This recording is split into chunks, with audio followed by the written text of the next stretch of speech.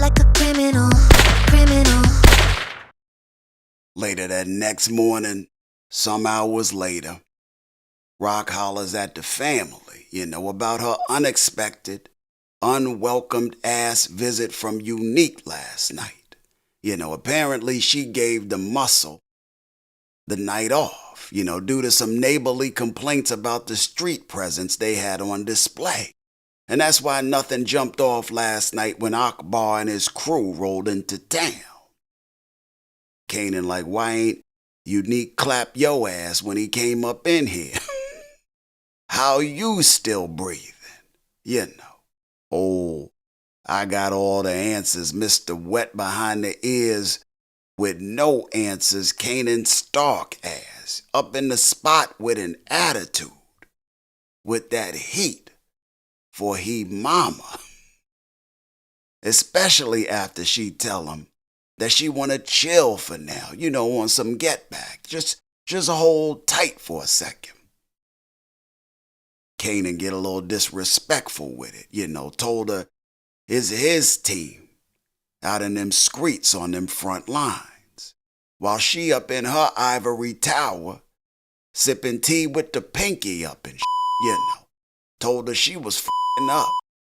She like, you ain't have all that bass in your voice when I was saving that ass, though, She like, you should be thanking me.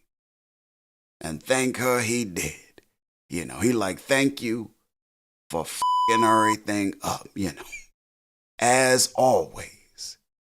Pieced up out that joint, but not before getting Marvin goddamn pressure up, Had Marvin ass on some take the belt out on Kanan ass. Settled for taking out a crispity, crunchity. Settled for taking out a crispity, crunchity Thomas's English muffin, This mofo settled for a Thomas's. Rock tell Lou and Marvin that she want to wait and see who backing Unique, Want to know if and when they go to war, if it's going to be a big war or a little war, and is it going to be a war they can even win? At some point, they all piece up out of there.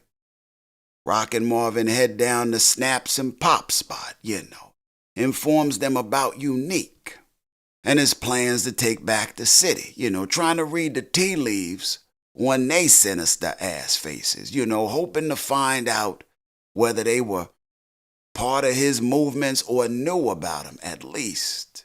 And they claim ignorance, but share the sentiment that somebody gots to be back in his ass, knowing how she rock with Steffano like that. Somebody gots to be back in his ass. Rock like, that's what I know. We gotta take him down, y'all. After all, we are in business together. That's when Snaps and Pop do what they do best. Analyze and compartmentalize, Remember when Ronnie was up in they grill when he was looking for some money to start his business off? Talking about how he made money for them back in the day, Pop told his ass, nah, Urkel, we gave you money. F*** you talking about? That was a goddamn loan to which you paid hella interest on, That's not the same as making money, For us, with us, it ain't that.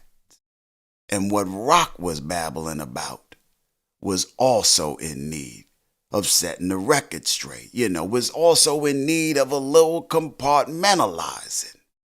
As they tell her ass, they in business with Kanan, not her. They like, thanks for the heads up, though, Consider us warned, goddammit. Short conversation, and Rock and Marvin piece up out of there.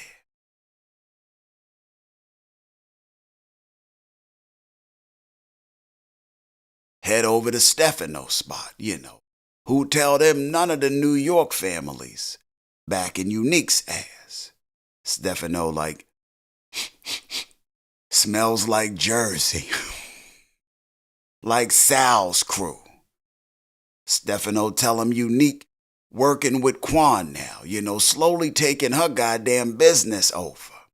While she sit and wait for work from the new player, new partner Hafiz.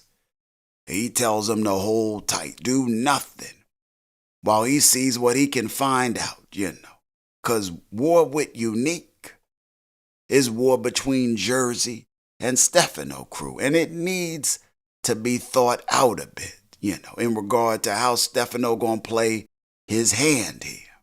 And they piece up out of there trying to figure out what the options are at this point, And there's a few, but ain't none of them good, including taking Steffano out. And after they go their separate ways, at some point Marvin heads back over to Steffano's, at Steffano's request. And he get a damn earful from Steffano, who tells him Rock been f***ing up, and that he need to somehow move her to the side and be the new head, simple as that. Shit don't look right here at all, 'cause he got dirt on Marvin, who was already doing his dirty work, the type of shit that would get you bodied, and not in Beyonce fashion, Like, he sees Marvin as somebody he can control, that he already kind of control. I mean, Marvin loved to run errands for his ass, knows how to take orders, and not really think for himself too much outside of the ask, or so he thinks. But if that were true, Marvin wouldn't be sitting in that chair at that moment.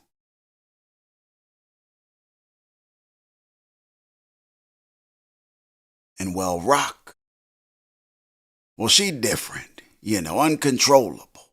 Said he didn't like how Rock messed up the relationship with QUAN, QUAN was kind of Steffano's guy.